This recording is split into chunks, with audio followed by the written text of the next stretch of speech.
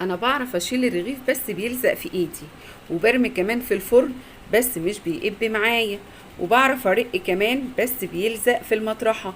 ايه الاسباب اللي ممكن تخلي الرغيف يقب معايا وكمان ينجح معايا وكمان ما يلزقش في ايدي وانا برقه، وكمان ما يلزقش في قلب المطرحة معايا وانا برقه؟ وازاي ارميه في الفرن ويطلع يقب معايا زي ما انتوا شايفين كده؟ تعالوا نسمي الله ونصلي على الرسول. وبالله عليكم تدعموا الفيديو وتحطوا لي لايك، واللي اول مره يا ريت يشترك ويفعل زر الجرس علشان يوصل له كل فيديوهاتي اول باول. بستحلفكم بالله تحطوا لايك كبير، وهعلمك العيش بطريقه سهله وبسيطه جدا، وعايزه اقول لك هتبقي احسن مني واستاذه فيه. تعالوا بقى نصلي على الرسول ونقول اللهم صل وسلم وبارك على سيدنا محمد. اول حاجه معانا هنبتدي العجينه. بسم الله الرحمن الرحيم. اول حاجه لازم ننخل الدقيق كده زي ما انتم شايفين، حتى لو هو حلو برده بنشهد عليه. هركن بقى الدقيق معايا كده على جنب اهو، وهجيب الطبق اللي هنعجن فيه. بسم الله الرحمن الرحيم. بصوا بقى، احط هنا ايه؟ ميه، بصوا دافيه زي دمعه العين بالظبط.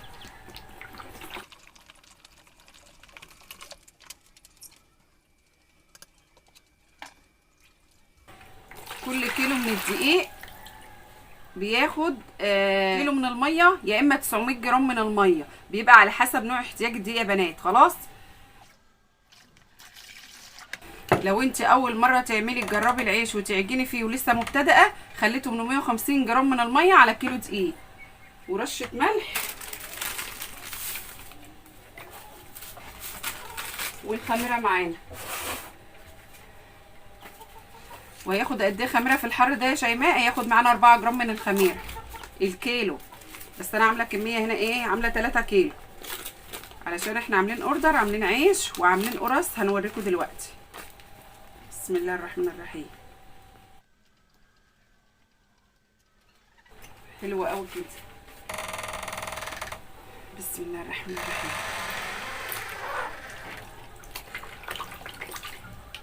ادوب الخميره كده مع الميه والملح، وادوبهم. الميه يكون فتره يا بنات زي دمعه العين كده، علشان احنا في الحر ما تخليش الخميره تفور معانا قوي ويبقى الايه العيش يعني. بسم الله الرحمن الرحيم. بسم الله. بصوا بقى، واخلط الدقيق مع الميه كده زي ما انتم شايفين. الطريقه بتاعت العيش سهله قوي يا بنات.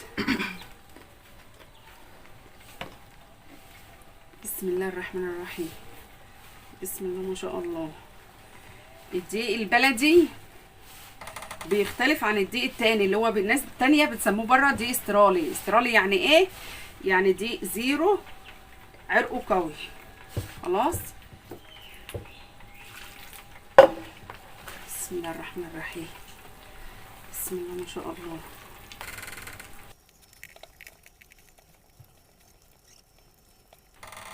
لو انتوا اول مره تعجنوا العيش ده يا بنات، لو انتوا اول مره ركزوا معايا، تعملي ايه؟ تحطوا 850 جرام من الميه على كيلو الدقيق، والسمك بتاعها بيبقى كده.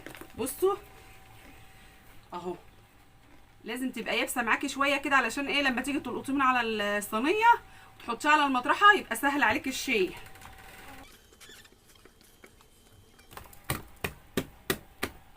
بصوا كده، ده السمك بتاعه كده. طيب انا بقى كشيماء، انا بحط كيلو دقيق على كيلو ميه، على ربع معلقه صغيره من الملح، على 4 جرام من الخميره. خلاص كده تمام. هحط بقى كمان شويه ميه كده.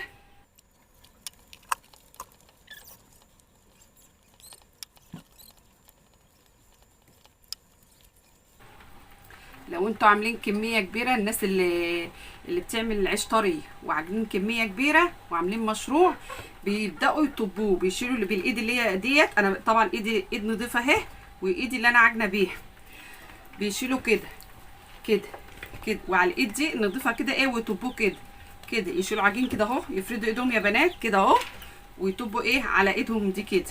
خلاص، ده لو انتوا عاملين كميه كبيره. طيب انا بقى كشيماء عامله 3 كيلو، انا عجنت بايد واحده بس، وهطبه برده، هوريكم برده هتطب ازاي بايد واحده. بصوا زي ما انتوا شايفين كده اهو، واقول بسم الله الرحمن الرحيم، والشاهد على العجين يا بنات كده اهو، واقول ايه، هوريكم بس السمك الاول اهو. ده السمك ده حلو قوي. بصوا اهو، السمك ده حلو قوي للرغيف اهو. ده سمك العجينه اهي، بصوا ده السمك بتاع العجينه اهو. اجي اطبه بقى، انا عايزه ايه، ابقى شغاله بايد واحده بس، والايد التانيه التانيه نظيفه، واطبه برده في نفس الوقت بايد واحده. اعمل ايه؟ بصوا بصوا اهو.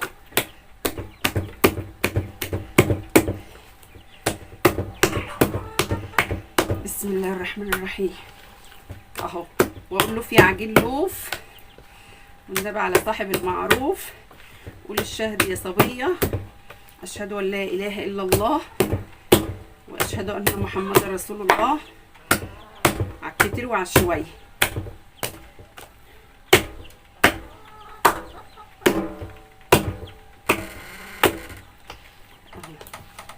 الطب ليه يا بنات كده علشان العجينه تنعم معايا اهو. بصوا العجينه نعمت اكتر اهي زي ما انتم شايفين كده.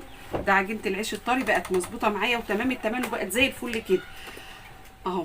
بصوا العجينه عامله ازاي ما شاء الله.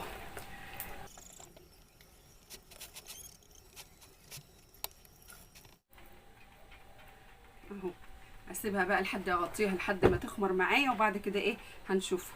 خلاص كده احنا ما عدناش محتاجين ميه ولا محتاجين حاجه. هنغطي بقى العجينه بتاعتنا وتسيبها تخمر. هتقعد معانا قد ايه؟ ممكن تقعد معانا ساعتين 2 بالظبط، علشان الكميه مش كبيره. احنا قرصنا هنا العجينه خمرت، وقرصنا ايه صينيه زي ما انتم شايفين كده. انا ما قرصتهاش قدامكم علشان انا كنت فاتحه لايف، علشان نبقى واضحين مع بعض كده. ومعايا شويه ميه اللي هقرص بيه، ايد نظيفه والايد التانيه برده نظيفه. ببل ايدي اللي هعمل بيها اللي هقرص بيها. يعني ايه اقرص؟ يعني اقطع رغيف برغيف على قد الرغيف اللي انا عايزاه، كبير صغير.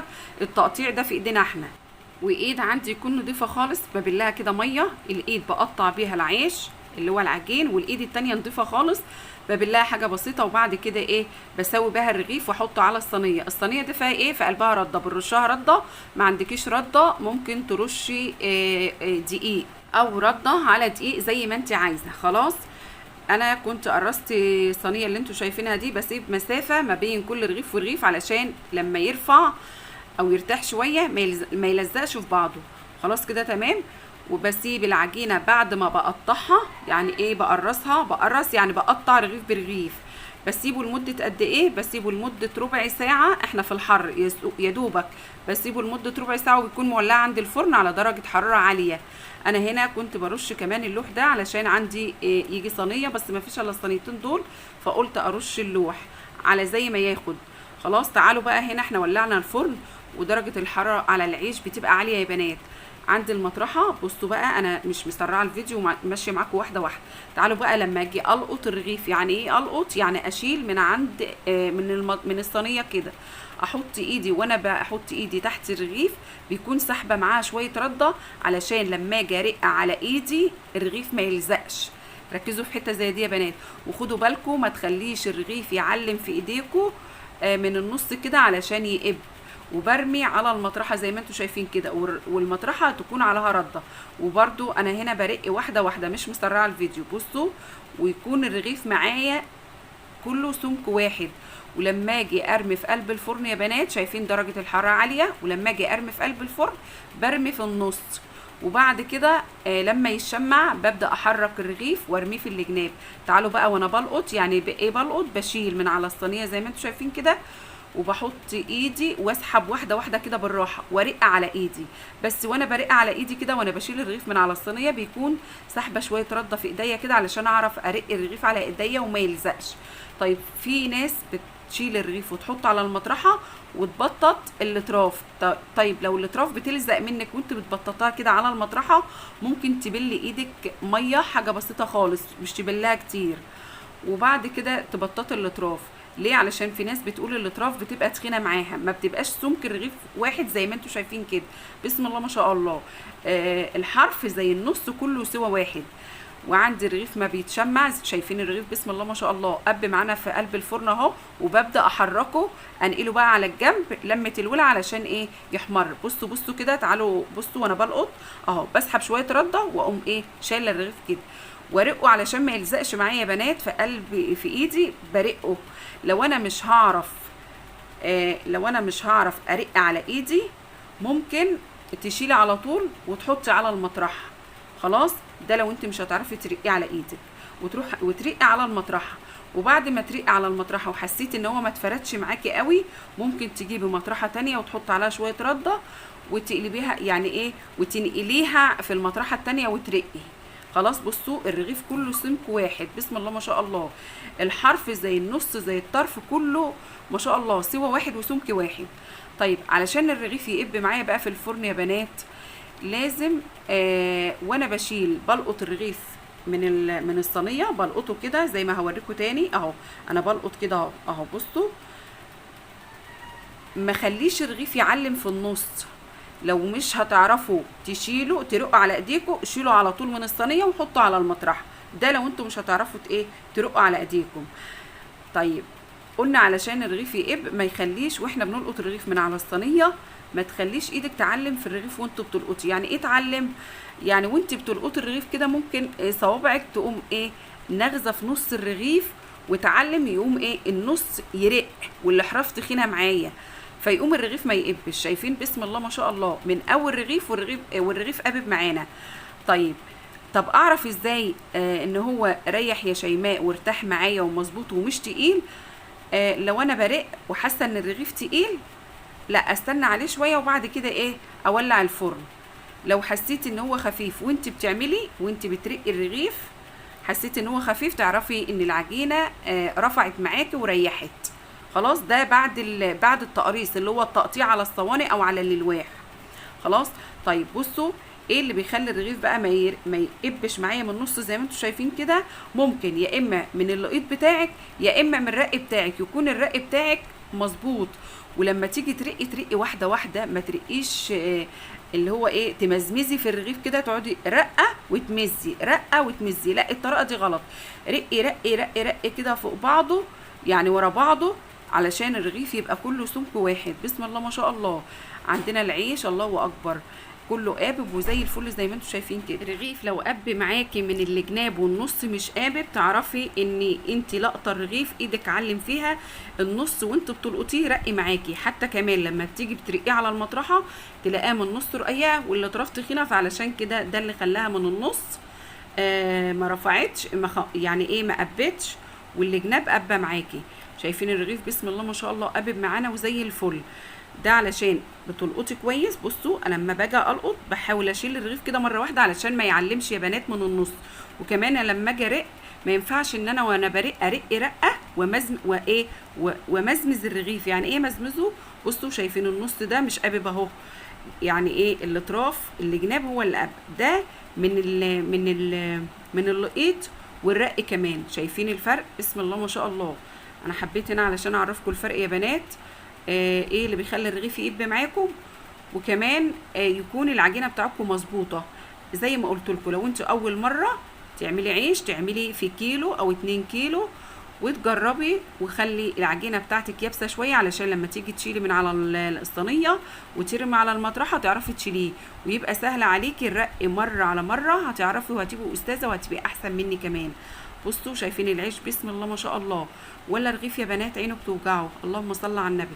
انا حبيت ان اقرب لكم الكاميرا كده علشان تبقوا شايفين. طيب لو انا جيت في اخر صينيه بقى او في اخر حاجه، بصوا اللهم صل على النبي، ولقيت العيش خمر معايا زياده عن اللازم وانا لسه ما خلصتش، او مثلا الخبيز بتاعي بياخد وقت، بخبز براحتي يعني وتقيله في الخبز، بحاول ابطط الرغيف وهو على الصينيه شويه. انتوا واخدين بالكم؟ بصوا اللهم صل على النبي. العيش يا بنات اللهم صل على النبي. بصوا شايفين العيش بيضحك كده ومش مصمل. يعني ايه بيضحك يا شيماء؟ يعني النار بيحب النار عاليه جدا وياخد النقطه السمراء اللي هي حاجه بسيطه وسفيري بقيه الرغيف كله. بصوا بسم الله ما شاء الله. تعالى اوريكم بقى هنا كده بلقط الرغيف، بحاول اشيل ايدي ما تعلمش في الرغيف يا بنات، دي اهم حاجه وانا بلقط العيش. اول حاجه تتعلموها في العيش هي اللقيط اللي هو تشيليه من على اللوح او من على الصينيه وترمي على المطرحه. ولما تعرفي تشيلي، بصوا بسم الله ما شاء الله اللهم صل على النبي، لما تعرفي تشيلي من على الصينيه او المطرحه عرفتي وترمي على طول على المطرحه. طيب انا عايزه ارق، بتكوني ساحبه شويه رده على ايدك وانت بتلقطي الرغيف وبعد كده ترقي. ليه؟ علشان ما يلزقش في ايدك. وبعد كده ترمي على المطرحة، ونبدأ برضو على المطرحة نرق واحدة واحدة، مش تمسي الرغيف وانت بترقيه علشان النص ما يرقش معاكي والاحراف هتبقى تخينة. خلاص.